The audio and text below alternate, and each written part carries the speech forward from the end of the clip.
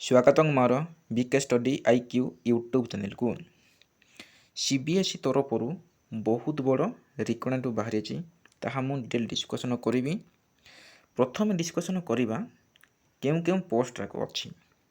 ଏଠି ଡିଟେଲ୍ ଦେଖନ୍ତୁ। ଏଠି ତା'ର ପୋଷ୍ଟ କୋଡ଼୍ ଗ୍ରୁପ୍ ଅଛି, ତାପରେ ଏଇଟା ବୟସ ସୀମା, ଏଇଟା କାଟାଗୋରୀ ଅନୁସାରେ ଏଠି ସବୁ ଡିଟେଲ୍ ଉପରେ ମେନସନ୍ ଅଛି କେଉଁ କାଟାଗୋରୀ କେତୋଟି ଭ୍ୟାକେନ୍ସି ଅଛି। ଏଠି ଦେଖନ୍ତୁ এই প্রথম পোস্ট হচ্ছে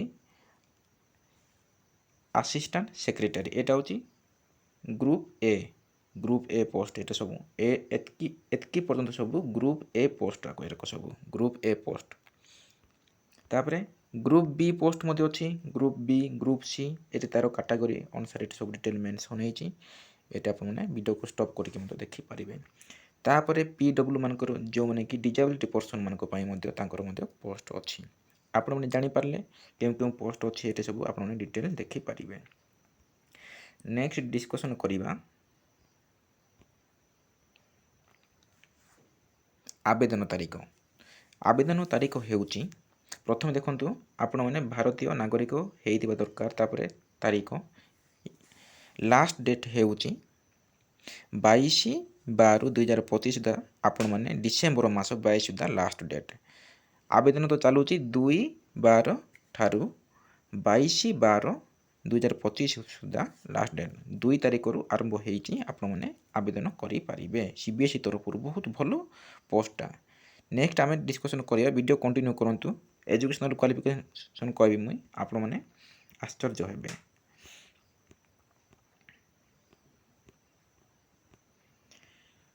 ରିଜର୍ଭେସନ୍ ପିଡବ୍ଲ୍ୟୁ ମାନଙ୍କ ପାଇଁ ସବୁ ଆପଣମାନେ ଆବେଦନ କରିପାରିବେ।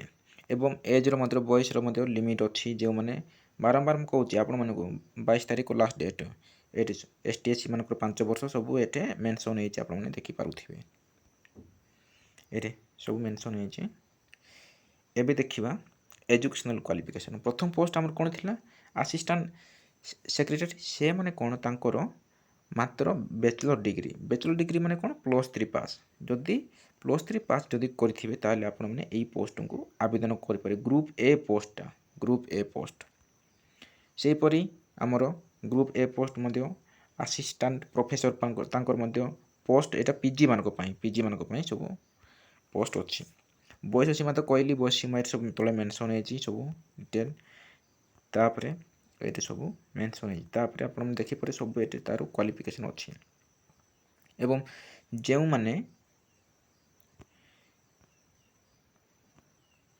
ଏଠି ସବୁ ଡିଟେଲ୍ ମେନସନ୍ ହେଇଛି, ଯେଉଁମାନେ ଜୁନିୟର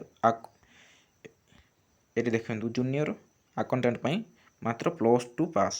+2 ପାସ୍ କରିଥିଲେ ଆପଣମାନେ ଆବେଦନ କରିପାରିବେ, ମାତ୍ର +2 ପାସ୍। ଜୁନିୟର ଆସିଷ୍ଟାଣ୍ଟ ମଧ୍ୟ +2 ପାସ୍, ମାତ୍ର +2 ପାସ୍। +2 ପାସ୍ କରିଥିଲେ ଆପଣମାନେ ଆବେଦନ କରିପାରିବେ। ବହୁତ ଭଲ। ଯେଉଁମାନେ +2 ପାସ୍ କରିଛନ୍ତି, ପିଜି କରିଛନ୍ତି, PhD କରିଛନ୍ତି, ସେମାନେ +3 କରିଛନ୍ତି, ଗ୍ରାଜୁଏସନ୍ କରିଛନ୍ତି, ସେମାନେ ମଧ୍ୟ ଏହି ପୋଷ୍ଟକୁ ଆବେଦନ କରିପାରିବେ।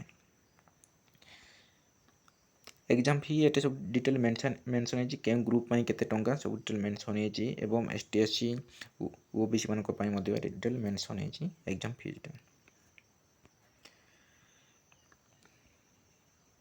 ଏକ୍ଜାମ୍ ହେବ ଆମର Tier 1, Tier 2 ଏକ୍ଜାମ୍ ହେବ। ପ୍ରଥମେ ଯେଉଁ ଏକ୍ଜାମ୍ ହେବ MCQରେ ହେବ, ଏଇଟା କମ୍ପ୍ୟୁଟର ମୋଡ଼ରେ ହେବ ଏକ୍ଜାମ୍ ହେବ।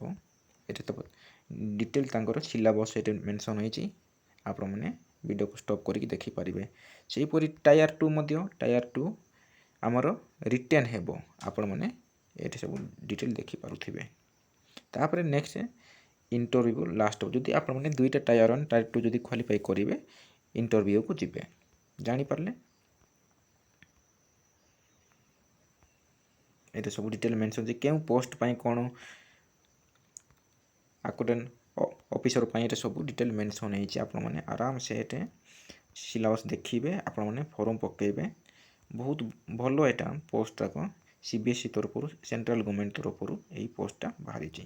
ତେଣୁ ଆପଣମାନେ ସାଙ୍ଗସାଥିମାନଙ୍କୁ ସେୟାର କରନ୍ତୁ, ଯେଉଁମାନେ କିଛି ଜାଣିପାରୁନାହାନ୍ତି ପୋଷ୍ଟ କ'ଣ ବାହାରୁଛି, କିଛି ମଧ୍ୟ ସେମାନେ ଜାଣିପାରୁନାହାନ୍ତି। ସେଥିପାଇଁ ଆପଣମାନେ ସାଙ୍ଗସାଥିମାନଙ୍କୁ ସେୟାର କରନ୍ତୁ। ଏଠି ସବୁ ତାଙ୍କର ସବୁ ଡିଟେଲ୍ ମେନସନ୍ ହେଇଛି ସବୁ। ଏଠି ସବୁ ଡିଟେଲ୍ ମେନସନ୍ ହେଇଛି। ଜାଣିପାରିଲେ ଓଡ଼ିଶାରେ ମଧ୍ୟ ଏକ୍ଜାମ୍ ସେଣ୍ଟର ଅଛି ଭୁବନେଶ୍ୱର ଆମର ଓଡ଼ିଶାରେ ଭୁବନେଶ୍ୱର ଅଛି ଆପଣମାନେ ଯଦି ବାହାରେ ରାଜ୍ୟରେ ପକାଇବା ପାଇଁ ଚାହୁଁଛନ୍ତି ବୋଲେ ପକାଇ ପାରିବେ ଏକ୍ଜାମ୍ ସେଣ୍ଟରଟା ଜାଣିପାରିଲେ ଆପଣମାନେ ଡିଟେଲ୍ ସବୁ ଜାଣିପାରିଲେ CBSE ତରଫରୁ ଏଜୁକେସନାଲ୍ କ୍ୱାଲିଫିକେସନ୍ ଜାଣିପାରିଲେ ପୋଷ୍ଟଟାକୁ ଜାଣିପାରିଲେ ଡିଟେଲ୍ ଆପଣମାନେ ଜାଣିପାରିଲେ ତେଣୁ ଯଦି ଆପଣମାନେ ପ୍ରଥମ ଥର ମୋର ଏହି ୟୁଟ୍ୟୁବ୍ ଚ୍ୟାନେଲ୍ରେ ଭିଡ଼ିଓକୁ ଦେଖୁଥିଲେ ସବସ୍କ୍ରାଇବ୍ କରିଦିଅନ୍ତୁ ଏବଂ ଚ୍ୟାନେଲ୍କୁ ସେୟାର କରନ୍ତୁ ସାଙ୍ଗସାଥିମାନେ ଜାଣିପାରିବେ ସବସ୍କ୍ରାଇବ୍ କଲେ କ'ଣ ହେବ ନା ଆପଣଙ୍କ ପାଖରେ ପ୍ରଥମେ ଏହି ନୋଟିଫିକେସନ୍ଟା ପହଞ୍ଚିବ ଏଇଠି ତା'ର ଇମେଲ୍ ଯାହା ବି ଆପଣମାନେ ଡାଉଟ୍ ହେବ କ'ଣ ହେବ କି ଯାହା ବି ହେବ ଆପଣମାନେ ଏଇ ନମ୍ବରରେ ମଧ୍ୟ ଫୋନ୍ କରିପାରିବେ ଆପଣମାନେ ଜାଣିପାରିଲେ ଡିଟେଲ୍ ଆଉ ଯାହା ବି ଯଦି ଡାଉଟ୍ ହେବ ଆପଣମାନେ କମେଣ୍ଟ କରିକି ମୋତେ କମେଣ୍ଟ ଜଣାଇବେ ରହିଲି ଧନ୍ୟବାଦ ନେକ୍ସଟ ଭିଡ଼ିଓରେ ଦେଖା ହେବା।